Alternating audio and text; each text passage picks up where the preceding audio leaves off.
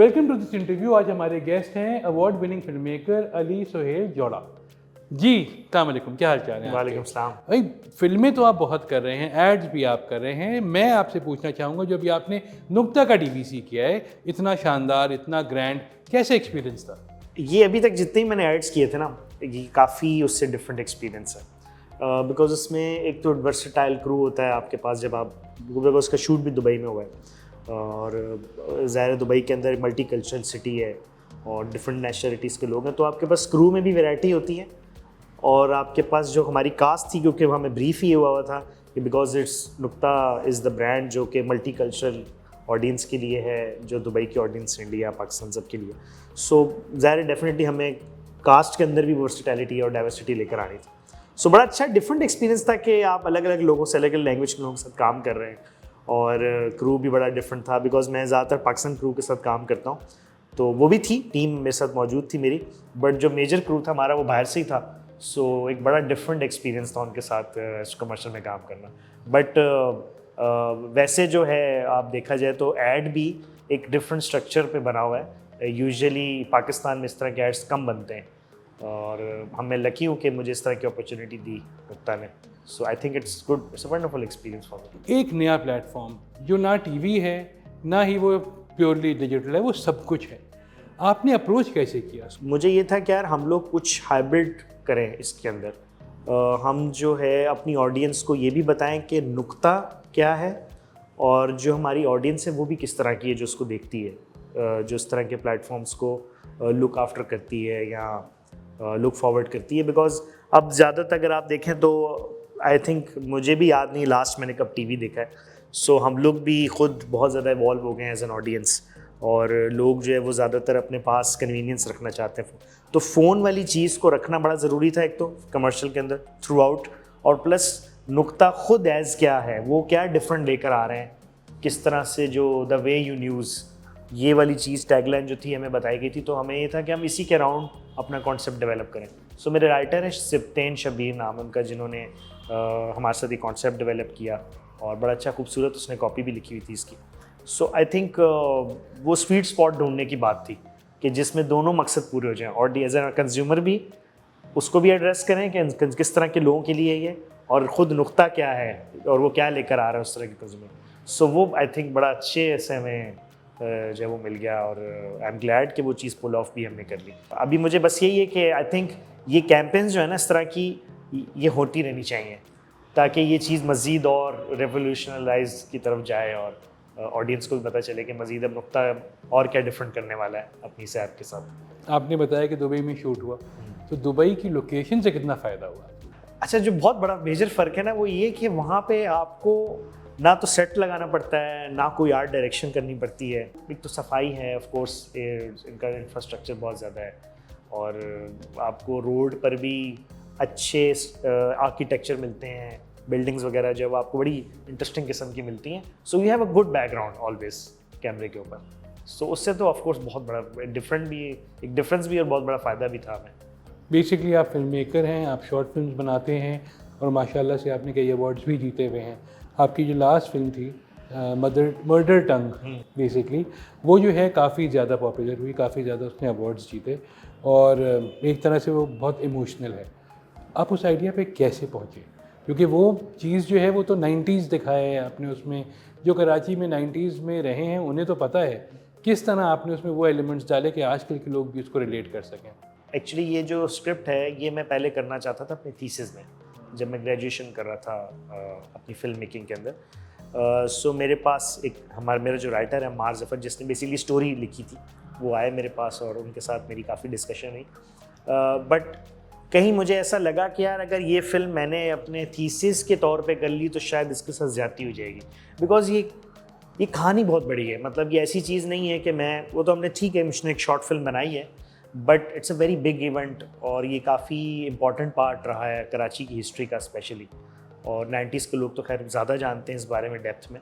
फिर हमने लेकिन बड़ी रिसर्च भी की इसके ऊपर, काफ़ी हमने इसको डेवलप किया, इसको डॉक्टर भी करवाया स्क्रिप्ट को हमने बाहर से। इसको जो रिलेटेबल बनाने का मकसद था ना, कि आज के लोग भी इससे रिलेट करें, बिकॉज मैं जब फिल्म बनाता हूँ तो मेरी कोशिश है कि हमारे यहाँ पे आप देखा जाए तो पाकिस्तान में ऐसे कोई शॉर्ट फिल्म्स का प्लेटफॉर्म नहीं है, तो यहाँ तो आप फेस्टिवल में भेजें या फिर आप किसी ब्रांड को भेज दें।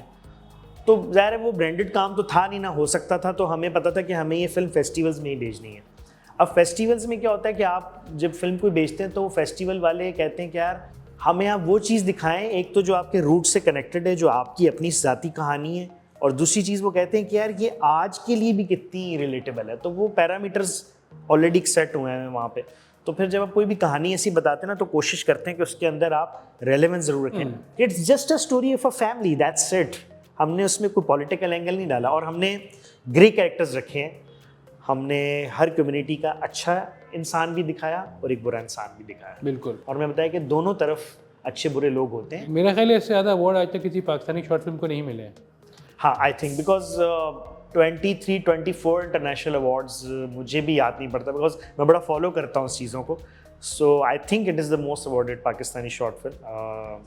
और मुझे बड़ा फ़ख्र है कि हमने ये फिल्म ये सोच कर तो नहीं बनाई थी कि इसको अवार्ड्स वगैरह भी मिलेंगे, लेकिन जब ये चीज़ें आपको मिलती तो बड़ी मोटिवेशन मिलती है। सबसे बड़ा अवार्ड कौन सा था आपकी नज़र में? आई थिंक मियामी का था, और वो सबसे बड़ा अवार्ड हमें वर्ल्ड प्रीमियर पे मिला था। हमारी फिल्म वर्ल्ड प्रीमियर हुई थी Miami film festival. Very good. तो उसकी 39th एडिशन थी कोई, तो it was a very prestigious film festival. उसका जो अवार्ड हमें वर्ल्ड प्रीमियर, और हमें यकीन ही नहीं आ रहा था कि वर्ल्ड प्रीमियर हुई है, पहली स्क्रीनिंग है फिल्म की, और उसी पे जो है उसको अवार्ड मिला। और उसके साथ बड़ी अच्छी बात थी कि वो जो सरप्राइजिंग बात थी कि उसमें कैन्स विलिंग बर्लिनाले की भी शॉर्ट फिल्म्स मौजूद थी जो कॉम्पिटिशन नॉमिनेशंस में थी। वो सारी अच्छी बड़ी शॉर्ट फिल्म्स थी जो बड़ा अच्छा फेस्टिवल रन करके आई हुई थी ऑलरेडी। आपने मुनव्वर सईद साहब को डायरेक्ट किया, इससे पहले आप मरूम कवी साहब को भी डायरेक्ट कर चुके हैं नानो और मैं में। बिल्कुल। तो कैसा एक्सपीरियंस था इतने लेजेंड एक्टर्स के साथ काम करके? वंडरफुल एक्सपीरियंस है, और मुझे लगता है मैं बहुत लकी भी हूँ कि मैंने इन लोगों की ज़िंदगी में इनके साथ काम किया। और कभी साहब बड़े याद भी आते हैं अक्सर। व्हेन ही पास्ड अवे तो मुझे पूरा याद आ रहा था जो उनके साथ मैंने शूट किया, और वो कितना खूबसूरत टाइम था। He was a wonderful beautiful. I think अदाकार कैसा होना चाहिए उसकी मिसाल है वो, क्योंकि वो बिल्कुल अपने आप को छोड़ देते हैं।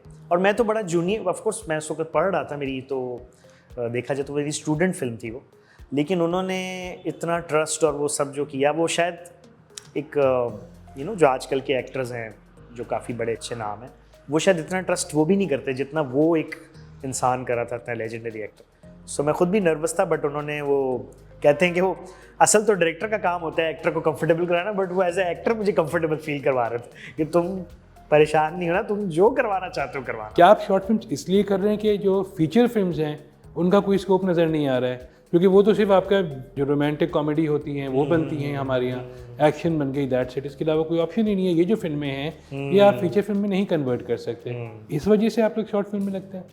अच्छा, मेरे करने के ना 2-3 रीज़न। पहला रीज़न तो ये कि मुझे ऐसा लगता है कि ये आपकी वैसी एक हैबिट होनी चाहिए कि जब आप फिल्म मेकर हैं तो आप नैरेटिव ना छोड़ें।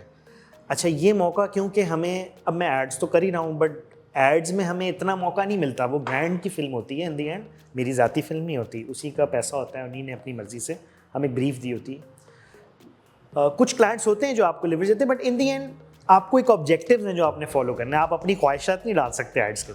सो ये एक मौका होता है एक फिल्म मेकर के लिए, जब वो अपनी फिल्म करता है तो वो खुद ही क्लाइंट है, वो खुद ही उसका अप्रूवल देगा, खुद ही सब चीज़ें कंज्यूम कर। सो आई थिंक एक तो फिल्म मेकर की एक हैबिट होनी चाहिए जब तक वो फीचर नहीं कर रहा। ऑफ कोर्स अभी जो फिल्म हो रही है ना हमारे यहाँ पे, जो टॉपिक्स हो रहे हैं, आई थिंक वो सबका टेस्ट नहीं है। अब मेरा थोड़ा सा टेस्ट डिफरेंट है। मैं ये नहीं कह रहा कि जो काम हो रहा है वो बहुत बुरा हो रहा है कुछ भी, बट कुछ कभी कभी ना एज अ फिल्म मेकर आप थोड़ा सा ये सोचते हैं कि नहीं यार, मैं जो करना चाहता हूँ वो फिर कब मैं करूँगा। हाँ, सो वो अभी तो आप नहीं कर सकते, और वो आई डोंट नो कि वो वाइबल भी है कि नहीं है। जैसे हमारे यहाँ पे अनफॉर्चुनेटली कोई प्रोटैगनिस्ट आपको 50+ का नज़र नहीं आता, और मेरी शॉर्ट फिल्म में सारे प्रोटैगनिस्ट 50+ हैं अगर आप देखा जाए। अभी उसको इत्तेफाक में है कुछ। और यही चीज़ अगर आप इंडिया में देखें तो वहाँ पे अमिताभ बच्चन आज भी हीरो आ रहे हैं। नहीं, हमारे तो 50 क्रॉस किया आपने, अब अब्बा के रोल में आ गए, अब आप साइड में हो जाए। हाँ, दूसरा ये कि वो भले बाप का रोल है, कोई मुझे उससे एतराज़ नहीं है, बट फिर वो फिल्म बाप के ऊपर होनी चाहिए। फिल्म का प्रोटैगनिस्ट अगर दादा भी है तो कोई मसला नहीं है, लेकिन वो फिर कहानी दादा के ऊपर होनी चाहिए। हाँ। तो हमारे यहाँ पे फिल्में नहीं बन रही, वो टॉपिक्स ही नहीं है। पाकिस्तान में कोई शॉर्ट फिल्म्स का जो है प्लेटफॉर्म नहीं है। आपको इंटरनेशनल ही जाना पड़ता है। कितना बड़ा ड्रॉबैक है ये उन फिल्म मेकर्स के लिए जिनके पास आइडियाज़ हैं, रिसोर्सेज नहीं है। आई थिंक इसका जो सबसे ज़्यादा नुकसान हो रहा है ना, वो अभी यंगर लॉट जो आ रही है ना, उनको बहुत हो रहा है, बिकॉज वो बड़े डीमोटिवेट हो गए हैं। जब हम भी ग्रेजुएशन कर आए थे ना, तो हमें समझ ही नहीं आ रहा था, हमें 1 साल तक तो समझ ही नहीं आया हमें करना है, एडजस्ट का होना है। सो इन दी एंड फिर हमें कमर्शियल्स में जाना पड़ा। अच्छा, ड्रामा इंडस्ट्री में मैं इसलिए नहीं जा सका बिकॉज वो मेरा टेम्परामेंट नहीं है, वो एक बिल्कुल डिफरेंट किस्म की साइंस वो आसान काम है आपके लिए, है, बिल्कुल कुछ नहीं करना है इसमें कुछ नहीं करना, ये प्रॉब्लम यही प्रॉब्लम है कि उसमें कुछ नहीं करना। सो आई थिंक वो वहाँ एडजस्ट तो बिल्कुल नहीं हो सकता था मैं।